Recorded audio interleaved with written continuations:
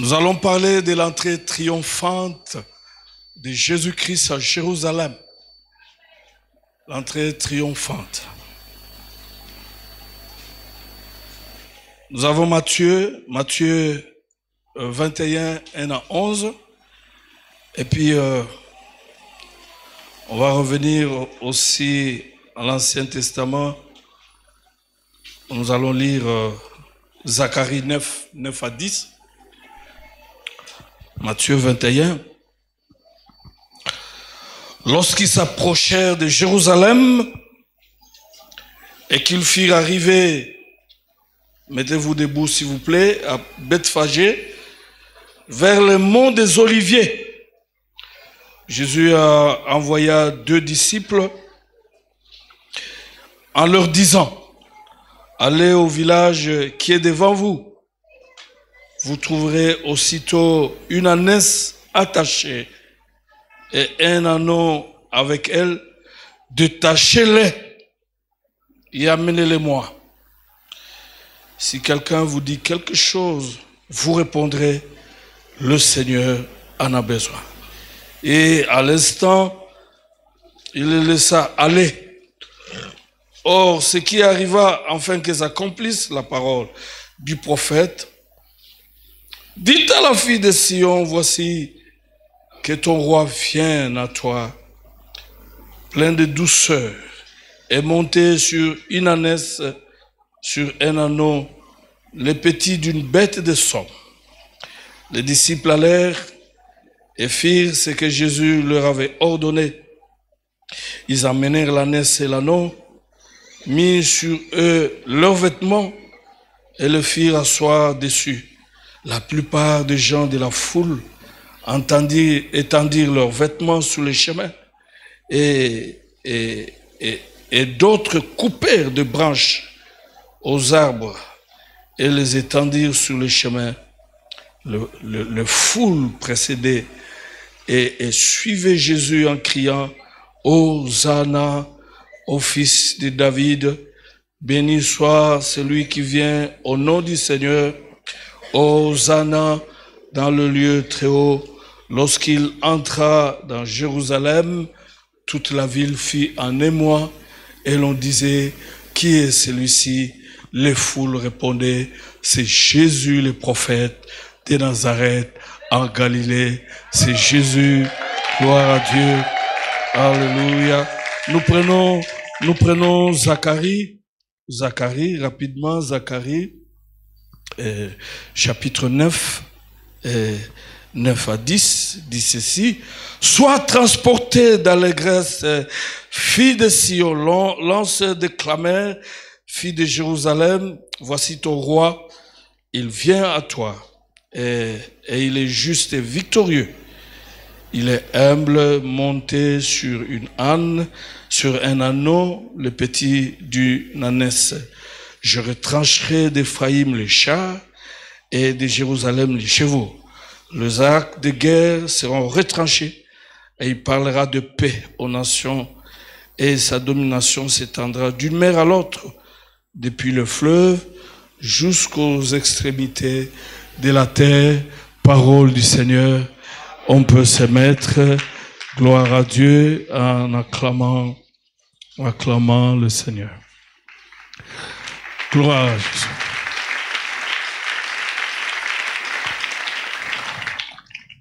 Première chose, je vous salue.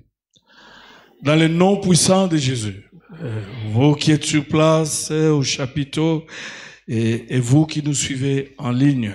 Ça, c'est la première chose. La deuxième, j'aimerais revenir sur le thème de la semaine de prière où nous avons parlé de la grâce. La grâce que Dieu donne.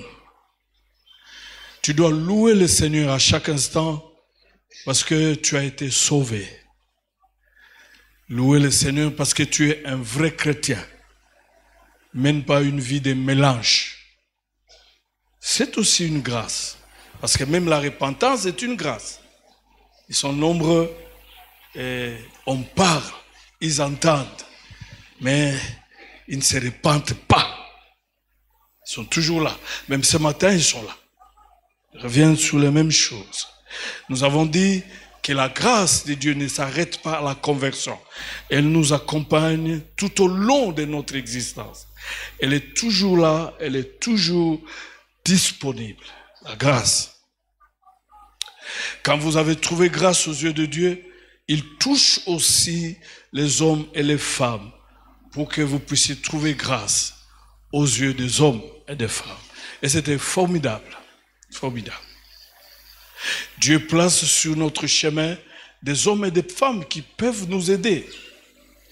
Et il en a fait dans la vie de l'un, de l'autre. Et quand nous venons à l'église, nous venons rendre grâce à Dieu parce que nous avons trouvé grâce aux yeux de Dieu. C'est la raison pour laquelle, quelle que soit la réalité, nous continuons à rendre grâce à Dieu. Et nous ne manquons pas les dimanches pour venir rendre grâce à Dieu. Rendre grâce à Dieu parce que nous avons trouvé grâce aussi aux yeux des hommes. Les hommes, Dieu a placé les hommes sur notre chemin. Ils nous ont aidés pour les études, ils nous ont aidés pour trouver de l'emploi, ils nous ont aidés quand nous étions à l'hôpital, ils nous ont aidés. Et nous avons dit, il faut être reconnaissant vis-à-vis de Dieu, mais vis-à-vis aussi des hommes que Dieu a utilisés pour nous aider dans la vie. Il faut être reconnaissant parce que l'ingratitude ne paye jamais. Sois reconnaissant envers tes parents parce que Dieu t'a donné l'occasion d'avoir des bons parents. Sois reconnaissant envers ta femme parce que Dieu t'a donné une bonne femme. Il y a d'autres femmes qui sont des femmes problèmes. Sois reconnaissant envers ton mari parce que Dieu t'a donné un bon mari. Pas un mari compliqué qui refuse à manger chaque jour. Rends grâce à Dieu parce que Dieu a mis sur ton chemin des gens et finalement, il t'a sauvé même de la maladie.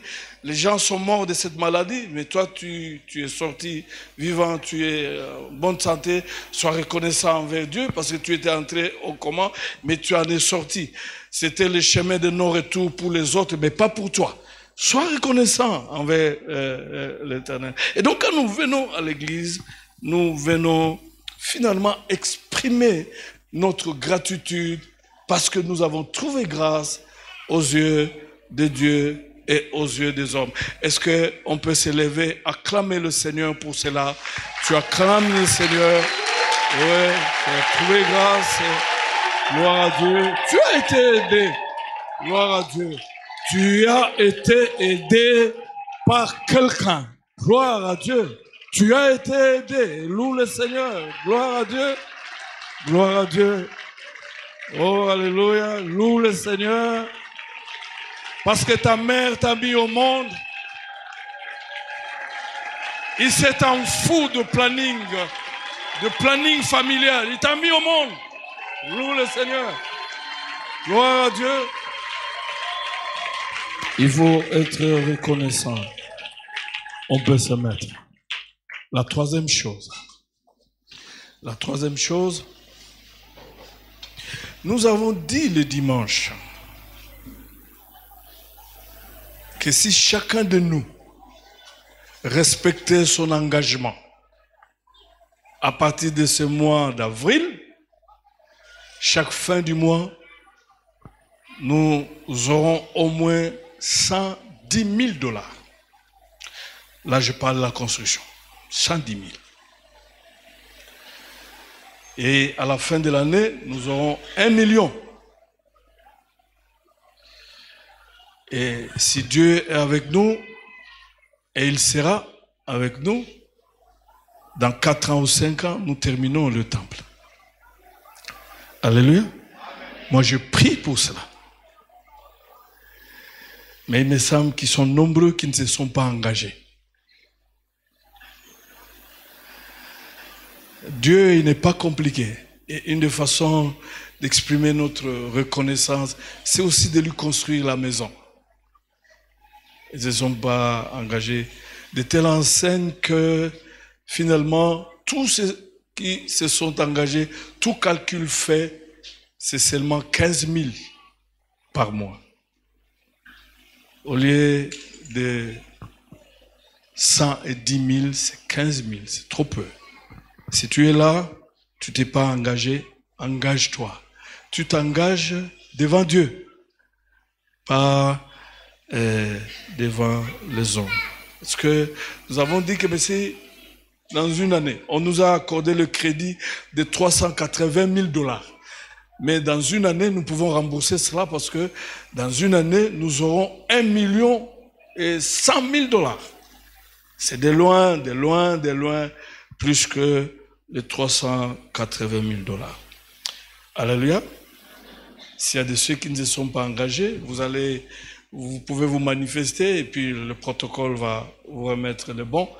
Et vous devez vous engager parce que vous voulez être béni. Très bien. Revenons au texte. Jésus approche à la mort. Il doit mourir. Jésus est formidable. Il est la seule personne qui savait très bien qu'il est né pour mourir. Mais pour mourir pour les gens, pour mourir pour toi, pour moi. Et la Bible dit qu'un prophète ne devait pas mourir en dehors de Jérusalem. Et voilà, il entre en Jérusalem. Une entrée triomphale. Jésus. La Bible nous dit, c'est à partir des monts des Oliviers. Et Luc dit, c'est en descendant les monts des Oliviers. Je vais vous dire pourquoi le mont des Oliviers. C'est parce que il était dit dans l'Ancien Testament que le Messie, le libérateur, il viendra et il passera par le mont des Oliviers. Et ces paroles s'accomplissent avec Jésus qui passe par le mont des Oliviers. C'est là où on attendait le Messie. C'est lui qui devait établir le royaume. Évidemment, Jérusalem attend un roi. Un Messie, c'est un roi qui vient, ils ont pensé qu'il venait le délivrer de la domination romaine et leur donner une liberté politique. Mais il entre par, n'est-ce pas, les monts des Oliviers. Ce qui est intéressant, Luc ajoute quelque chose que j'ai trouvé de merveilleux. Luc parle que quand Jésus est entré dans la foule et sous les acclamations, les applaudissements, il y a le pharisien qui s'élève et qui disent à Jésus, arrête-les, ils font trop de bruit. J'ai beaucoup aimé la réponse de Jésus. Il a dit, s'ils arrêtent, les pierres vont crier. Alléluia. Deux petites choses. Dans la vie, ne sois pas jaloux quand quelqu'un monte. Pourquoi? Parce que, qu'on le veuille ou pas, si tu es réellement enfant de Dieu, ton tour arrivera. Commence à bénir Dieu quand quelqu'un est élevé, quand quelqu'un est béni, quand quelqu'un est prospère, quand quelqu'un a été nommé, quand quelqu'un a été promis, quand quelqu'un s'est marié, quand quelqu'un a eu les enfants, quand quelqu'un a eu beaucoup d'argent. Ne sois pas jaloux. Cette histoire, on la vit même à l'église. Il y a des gens qui sont jaloux, aînés, quand quelqu'un prospère. Non, associe-toi, loue le Seigneur, parce que certainement ton temps arrivera. Tu es sur la liste de bénédictions, loue le Seigneur. La deuxième chose. Si tu arrêtes de louer le Seigneur, Dieu suscitera d'autres personnes. Tu n'es pas incontournable. Si tu t'arrêtes de venir à l'église, Dieu va susciter des païens, ils viendront à l'église, ils vont se convertir. Ce n'est pas notre louange ou adoration, n'est-ce pas, qui viennent ajouter quelque chose. Pourquoi tu es dans l'église, les gens dansent, les gens louent le Seigneur, toi tu es avec ton sérieux là. Dieu n'a pas besoin de ton sérieux là. Nous sommes sérieux quand nous fuyons le péché. Tu es sérieux quand tu fuis l'idolâtrie et Dieu te voit sérieux. Ce n'est pas en restant calme et puis on chante, on danse, tu bats le main comme si tu comptais les oiseaux. Dieu n'a pas besoin de ces choses. Celui qui est sérieux, c'est celui qui marche dans la sainteté. Celui qui marche dans la consécration, il est sérieux, approuvé par Dieu et par les hommes. Quand nous venons à l'église, nous ne sommes pas devant nos enfants. Et nos enfants sont devant qui? Quand nous venons à l'église, nous ne sommes pas devant les étudiants. Est-ce que, chers professeurs, vous m'entendez? Quand nous sommes à l'église, pas d'étudiants, pas de professeurs. Nous sommes devant le maître, le roi de rois. Nous adorons le Seigneur, nous le bénissons, nous le glorifions. Tu n'es pas devant les étudiants. Et alors, les étudiants sont devant qui? Alléluia. Et louez le Seigneur. La deuxième chose, ça c'est Luc. Luc revient sur ces choses. Il dit quand Jésus arrive, il pleure. Il dit Jérusalem, si tu savais les jours où tu as été visité, mais tu n'as pas su ces jours. La visite ne vient pas 2 fois. Tu n'as pas su ces jours.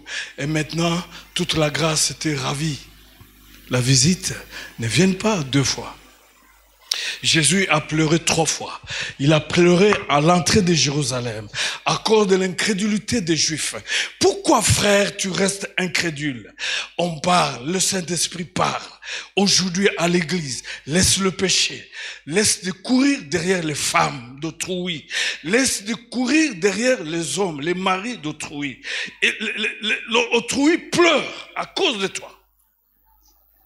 Laisse ces choses. Tu ne laisses pas.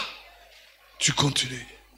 Et quand la grâce va partir, parce que la grâce a sa fin.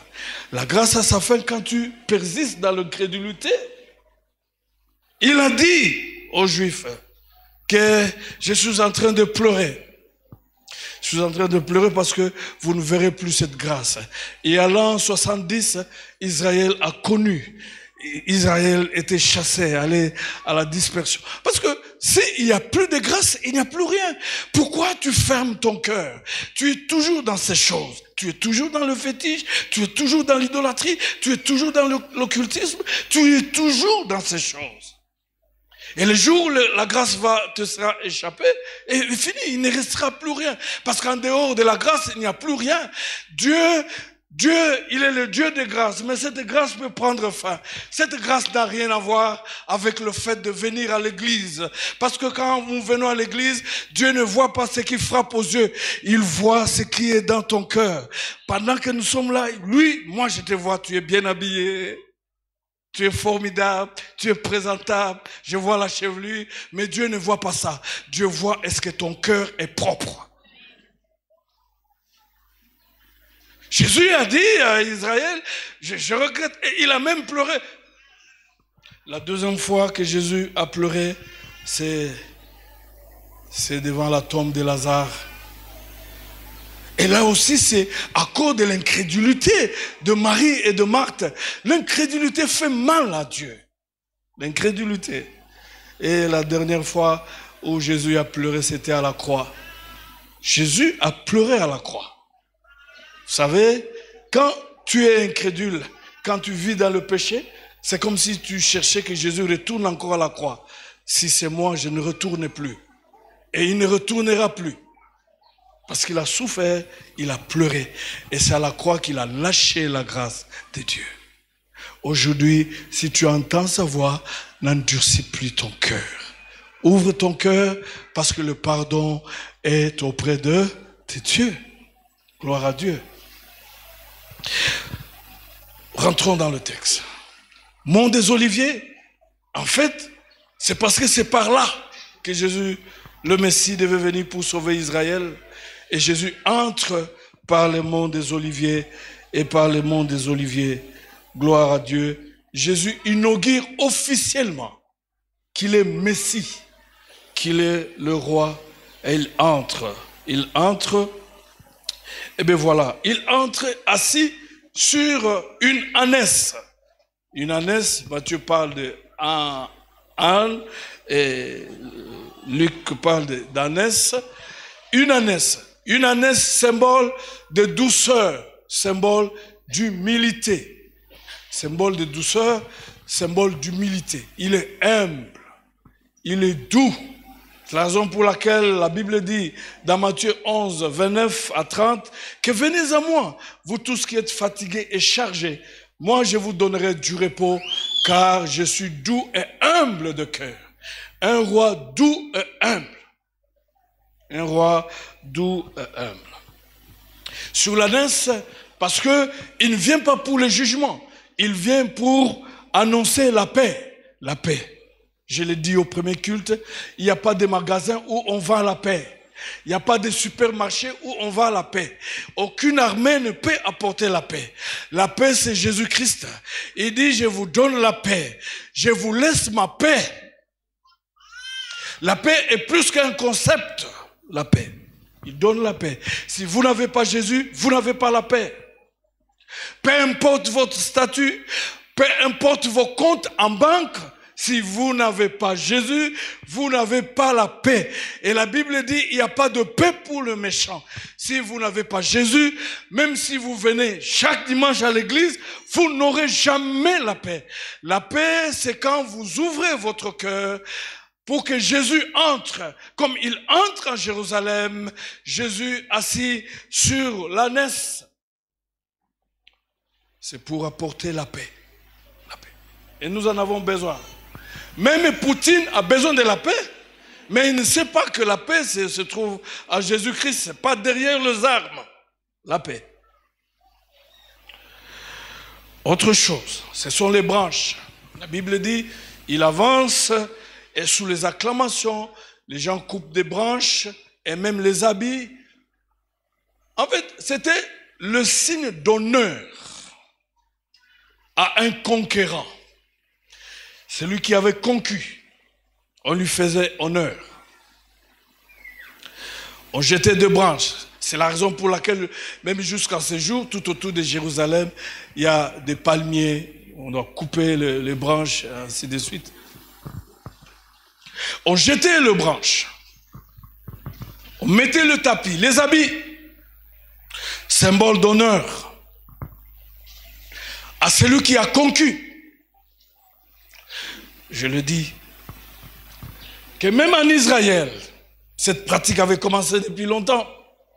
Pendant la fête des cabanes ou des huttes, quand on célébrait la récolte ou le séjour dans le désert, le 7e jour, on apportait des bouquets de fleurs, de branches pour honorer Dieu. Parce qu'il est conquérant. Qui que tu sois, tu n'as pas droit à ce genre d'honneur parce que tu n'as rien conquis. Il n'y a que Jésus qui a conquis. Il a gagné le diable, il a remporté la victoire sur le péché, sur la mort et sur autre chose. Aucun apôtre n'a conquis, aucun pasteur n'a conquis, aucun n'a conquis. Ne venez pas comme dans d'autres églises où on vient essuyer la poussière des chaussures du pasteur. Mais sa femme, elle est où, la femme du pasteur, pour essuyer la poussière des chaussures du pasteur? Nous venons à l'église, c'est le Jésus qui a droit à l'honneur parce qu'il a vaincu le diable, il a vaincu la mort, il a vaincu Satan, il a droit aux honneurs. Et voilà, s'il n'y a pas de branche, nous donnons tout ce dont nous avons besoin. J'ai prié pour quelqu'un un jour au bureau et il était très bien habillé, très bien habillé. Et quand je le voyais très bien habillé, ça c'était la tenue que moi je devais porter quand je devais aller à la fête d'Iwam. C'était compliqué. Et je l'ai vu. Et quand je m'empressais pour le mettre le coussin pour qu'il s'agenouille, il a dit, laisse pasteur. Toute ma vie, j'ai marché nu. J'ai fraudé même dans le bis et sur du train avec des pantalons troués. Mais maintenant, Dieu m'a béni. Il m'a donné beaucoup d'argent. J'ai des comptes en banque. J'ai 4 jeeps. Qu'est-ce que l'habit? Il a refusé mon cousin. Il a refusé l'honneur que je lui donnais parce qu'il voulait donner son honneur et sa gloire à qui? À Jésus. Pourquoi tu es ingrat? C'est Jésus qui a fait que tu sois ce que tu es. Alléluia. Et quand tu l'adores, tu es simple, tu es humble, tu es doux comme lui. Doux, simple. Gloire à Dieu. Et on agitait, et on criait, on proclamait le nom de Jésus-Christ. L'âne, comme je l'ai dit, symbole d'humilité, symbole de paix. Jésus n'est pas entré à Jérusalem sur un cheval, mais il est entré à Jérusalem sur une bête de douceur et d'humilité. Ils sont moins nombreux, les chrétiens, qui sont doux et humbles. Quelqu'un même m'a dit, mais non, parce que même quand la Bible dit que vous êtes le sel de la terre, moi je suis les piments, tel que je te dis là. Je suis les piments. Il dit, ah oui, c'est bon, sois le piment. Et la Bible dit qu'il criait Hosanna. Le mot Hosanna signifie sauve, s'il te plaît.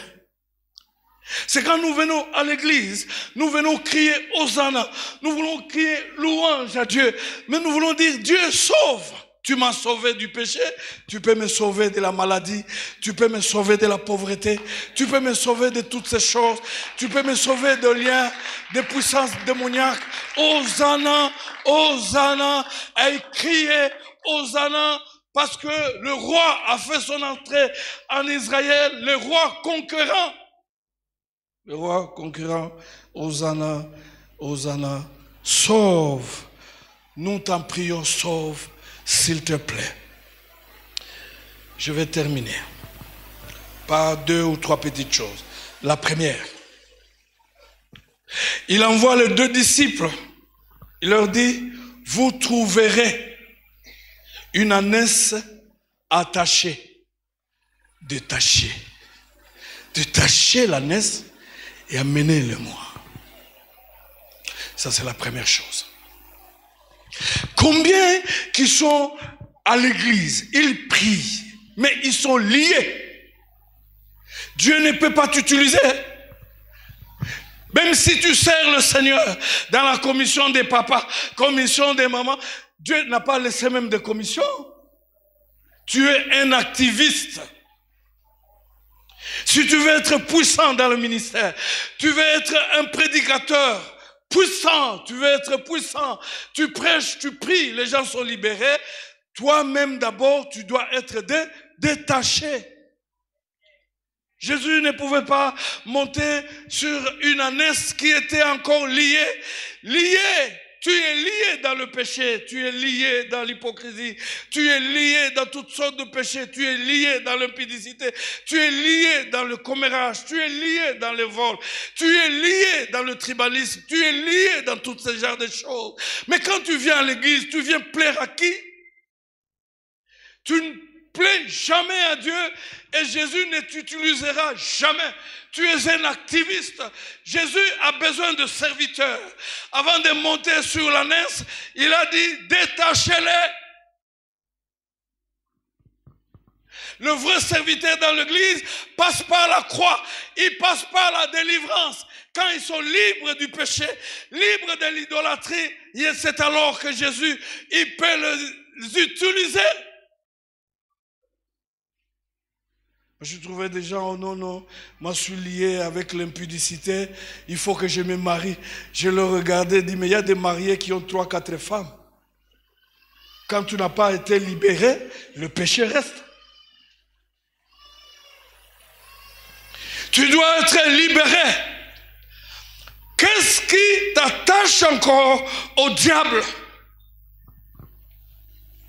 Jésus était clair, il a dit, détachez-les. Tant que tu ne passeras pas par la croix, tant que tu ne seras jamais libéré de ce péché-là, tu ne seras jamais utilisé par le Seigneur. Tu viens à l'église comme tout le monde, c'est la coutume, c'est la tradition, mais pour être utilisé par Jésus, tu dois être libre. Libre de toutes les chaînes possibles qui te lient. À commencer par l'idolâtrie. Tu es passé par l'église Kimbanguis, tu es lié. Parce que l'église Kimbangus, il ne croit pas à un Dieu de la Bible. Tu es passé par le secte, tu es lié. Ne viens pas brusquement à l'église et commencer à chercher, je vais servir le Seigneur. Tu dois passer par la délivrance. Tu es passé par le bâtiment, tu es lié. Passé par les témoins de Jéhovah, tu es lié. Tous ces gens de sectes. Et nous le voyons à l'église. Les gens qui sont liés, qui sont passés par ce genre de choses, ils ne sont jamais passés par la délivrance. Ils sont source de conflits et de problèmes à l'église. Quand vous voyez des gens créer des problèmes, quand vous les suivez à la longue, ils n'ont jamais été libérés.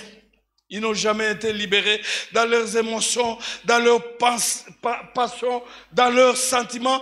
Ils n'ont jamais été libérés. Alors que Jésus-Christ est venu pour nous libérer. Détachez-les et amenez-les-moi. Si tu n'as jamais été libéré, tu n'as rien à voir avec Jésus. Commence là-bas. Tu n'as jamais été libéré, tu n'as rien à voir avec les responsabilités. Un vrai responsable, ce ne sont pas les élections. Vous m'entendez? La dernière chose. Vous trouverez quelqu'un, le propriétaire. Dites-lui, le Seigneur en a besoin. Et ils sont partis. Luc est très intéressant. Luc dit, ils ont vu les choses telles que Jésus les avait parlé. Et quand ils voulaient détacher, et le propriétaire s'est présenté et il a dit, le maître en a besoin et ils ont été libérés. Je voulais terminer là. Tout ce que tu as, tu n'es que propriétaire, mais il y a un seul maître. Même pour ton argent, tu n'es que propriétaire. Tes maisons, tu n'es que propriétaire. Ton titre, tu n'es que propriétaire. Mais le Seigneur de ton titre, le Seigneur de ton argent, c'est qui? C'est Jésus. C'est Jésus, chers frères. Je voulais voir dans cette église les gens qui viennent avec tout ce qu'ils sont et tout ce qu'ils ont.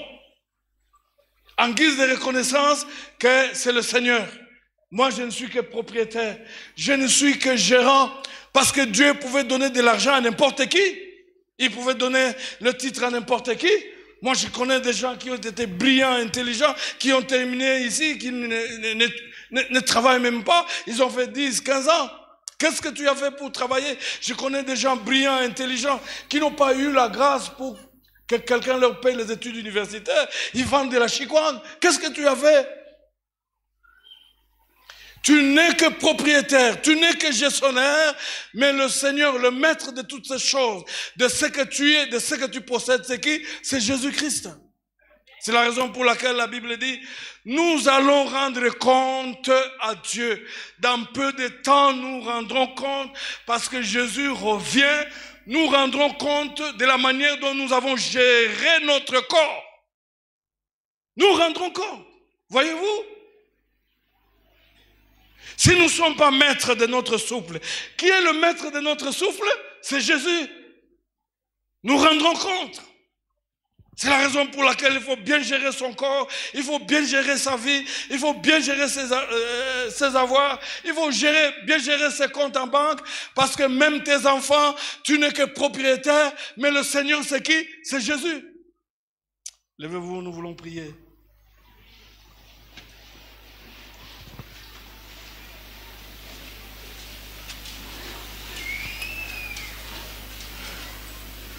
Nous voulons prier. Gloire à Dieu. Est-ce que tu es libre? L'église est une assemblée de gens, des hommes et des femmes qui sont libres. Est-ce que tu as toujours été jaloux, jalouse quand les autres avancent dans la vie? Tu es encore attaché à quel péché? Pour que Jésus t'utilise, il doit d'abord couper cette chaîne-là. Je vous assure, ça fait du bien quand on est libre dans le Seigneur.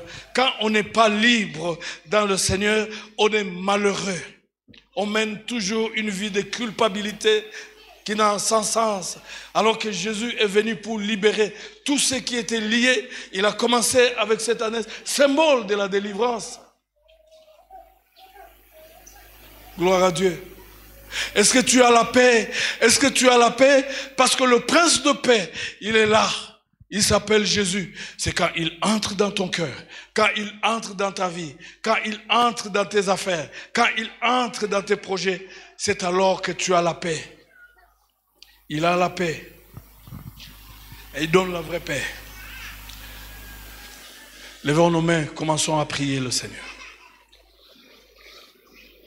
Jésus inaugure l'entrée d'un Messie roi, d'un conquérant. Quand Jésus a conquis ton cœur, il ne reste plus rien, plus rien. Il n'y a pas la grâce avec le diable Satan. Il n'y a pas la grâce avec le diable Satan. Satan ne donne rien pour rien. Il n'y a que la grâce avec Jésus. Jésus est la grâce de Dieu qu'il a offert à tout le monde, à quiconque le reçoit. Est-ce que tu es libre du péché? Est-ce que tu es libre de l'idolâtrie? Est-ce que tu es libre de l'hypocrisie? Tu es hypocrite. C'est toi qui fais des choses en cachette. Et tu veux que les autres apparaissent. Mais l'auteur, c'est toi. Mais Dieu, il te voit. Tu n'es pas libre. Tu es lié de l'hypocrisie. Tu fais des choses. Mais Dieu, il te voit et il te connaît. Tu es hypocrite. Tu es hypocrite. Tu dois être libéré. Tu dois être dégagé. Et la Bible déclare aujourd'hui, si tu entends sa voix, n'endurcis pas ton cœur. N'endurcis pas ton cœur. Parce que la dernière chose qui reste, c'est le regret même de Jésus. Tu as fait longtemps dans l'église. Tu fais des choses. Mais c'est Dieu. Il lit même tes pensées, mais tu fais les mêmes choses. Tu es dans l'église. On n'a pas besoin de tes responsabilités. Dieu, ce qui l'intéresse, c'est ce que tu fais. C'est ce que tu fais dans l'hypocrisie en cachette. Parce qu'il n'y a que lui qui voit. Même si les hommes ne voient pas, lui, il voit cela. Et tu es très dangereux. Malgré tes responsabilités dans l'église, tu es très dangereux parce que tu es hypocrite. La Bible déclare, malheur à vous, pharisiens hypocrites. Vous êtes comme des tombeaux blanchis, mais qui à l'intérieur cachent les ossements desséchés. Tu es un tombeau blanchi, mais à l'intérieur, c'est de la pourriture, c'est des ossements, c'est la mort, c'est la méchanceté. Malheur à vous, pharisiens hypocrites. Tu es un tombeau blanchi à l'église parce que tu es hypocrite. Et ce que tu fais, il n'y a que Dieu qui le voit et qui le connaît. Et lui, il regarde dans le cœur. Malheur à vous, pharisiens dans cette paroisse et hypocrites.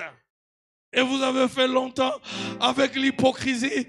Vous avez eu à plaire aux gens, mais vous n'avez jamais eu le temps de plaire à Dieu parce que vous êtes hypocrites. Vous êtes des tombeaux blanchis. Vous faites semblant de vous laver du dehors, mais l'intérieur est rempli des ossements, de la saleté, de la pourriture. Vous faites un effort. Quand nous vous voyons, vous faites un effort pour paraître de l'extérieur. Mais à l'intérieur, vous êtes des tombeaux morts, malheureux. Je dis à Jésus, aie pitié de moi, Seigneur.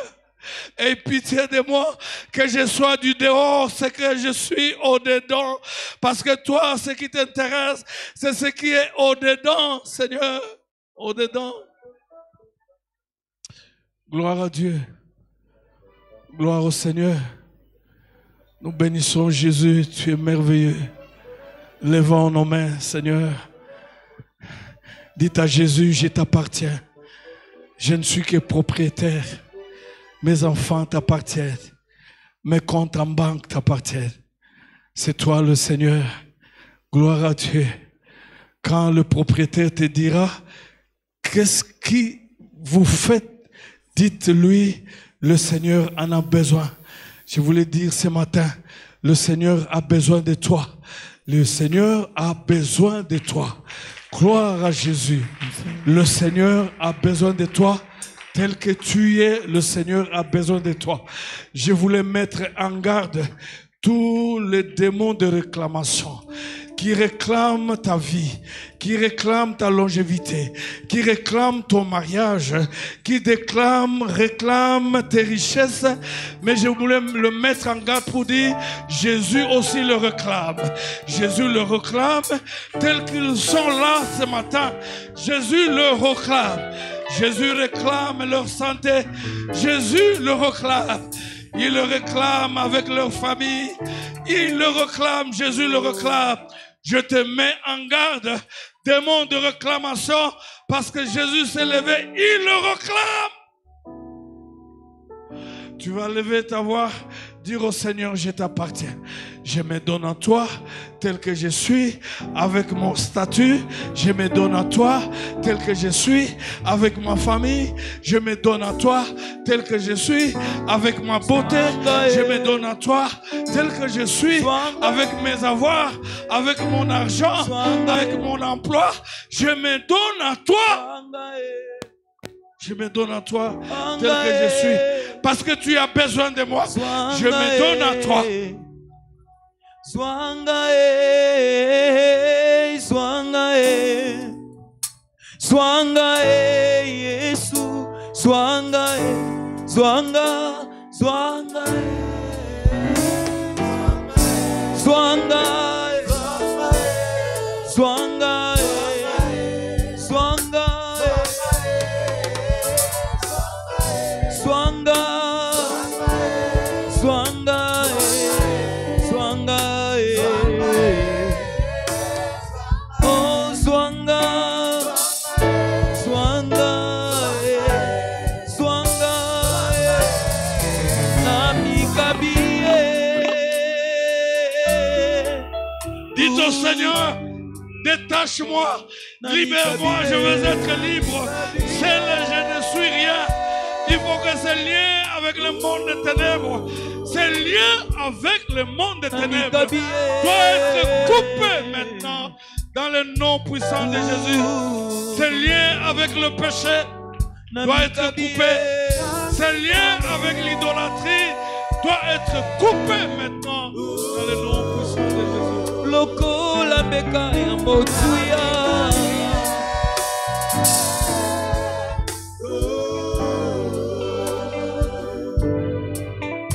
Ce lien avec la corruption et le tribalisme doit être coupé maintenant. Le tribalisme ne donne pas la sécurité. C'est Jésus qui sécurise et il protège. Tu es un faible.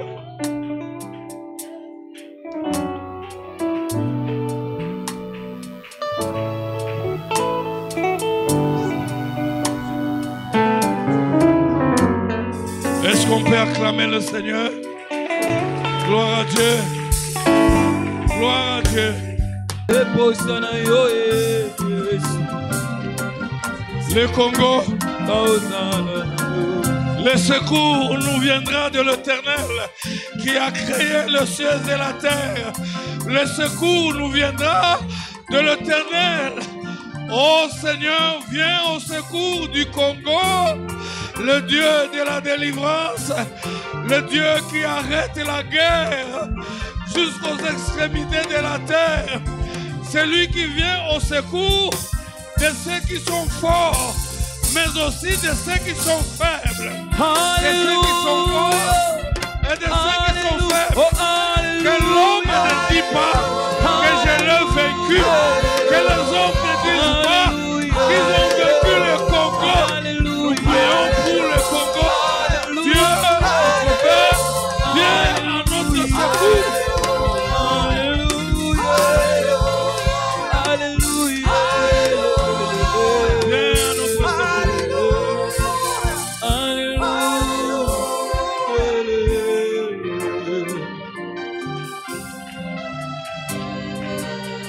Viens à notre secours. Tu viens au secours du faible comme du fort. Viens à notre secours. Dis un mot et la chose s'accomplit. donne des ordres pour que la guerre s'arrête au Congo et que ces ordres soient exécutés. Quel pays, quel pays, quel pays! Ou pour nous sauver, on nous dit de mettre d'abord de l'ordre. Sauve-nous et nous mettrons de l'ordre. Il n'y a que Dieu qui peut nous sauver et nous accorder la grâce de mettre de l'ordre chez nous.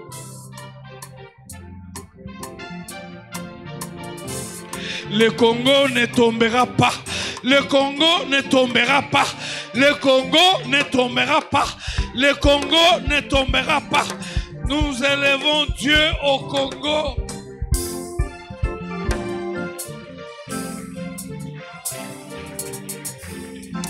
Levez vos mains. Que l'Éternel vous bénisse. Que ce mois d'avril vous soit bénéfique. Vous soit profitable. Favorable. Que ce second trimestre vous soit bénéfique. Profitable. Favorable. Que le Seigneur vous bénisse. Qui vous donne la force de réussir. La force d'entreprendre et de réussir. Qui vous accorde une bonne santé. Qui s'occupe de vos ennemis. Et qui vous donne la grâce de faire les exploits.